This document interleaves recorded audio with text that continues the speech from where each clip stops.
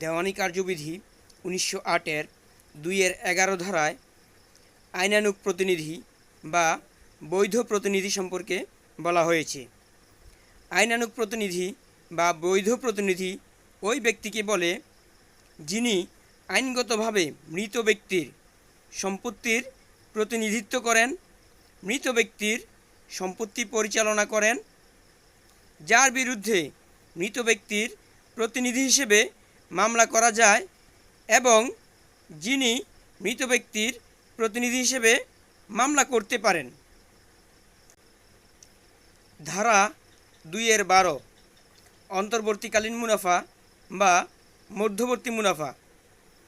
কোনো ব্যক্তি বেআইনিভাবে বা অন্যায়ভাবে কোনো সম্পত্তি দখল করলে উক্ত সম্পত্তিতে স্বাভাবিক নিয়মে যে মুনাফা আসে বা দখলকারী সাধারণ বুদ্ধিমত্তায় যে মুনাফা অর্জন করতে পারত, সুদসহ উক্ত মুনাফাকে মধ্যবর্তী মুনাফা বা অন্তর্বর্তীকালীন মুনাফা বলে।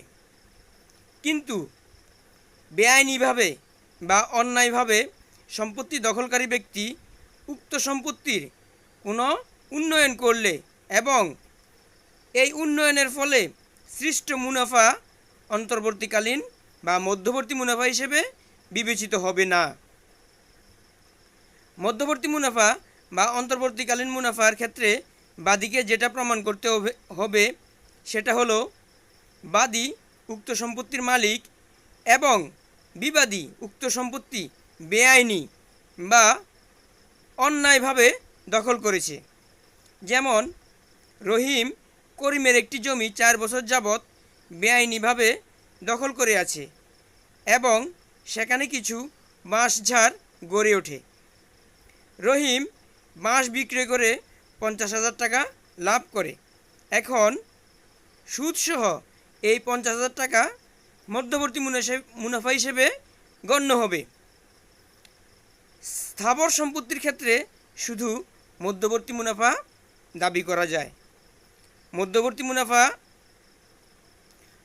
মুনাফার মোকদ্দমা 3 বছরের মধ্যে দায়ের করতে হয়। দেওয়ানি কার্যবিধির আরেকটি গুরুত্বপূর্ণ টপিক হচ্ছে দায়িক বা সাব্যস্ত দেনাদার, যা 2-10 ধারায় আলোচনা করা হয়েছে। দায়িক বা সাব্যস্ত দেনাদার হলো এমন এক ব্যক্তি যার বিরুদ্ধে আদালত ডিক্রি প্রদান করেছে বা জারিযোগ্য কোনো আদেশ প্রদান করেছে। ভিডিওটি ভালো লাগলে অবশ্যই শেয়ার করবেন এবং ফলো দিয়ে আমাদের সাথে থাকবেন। ধন্যবাদ সবাইকে।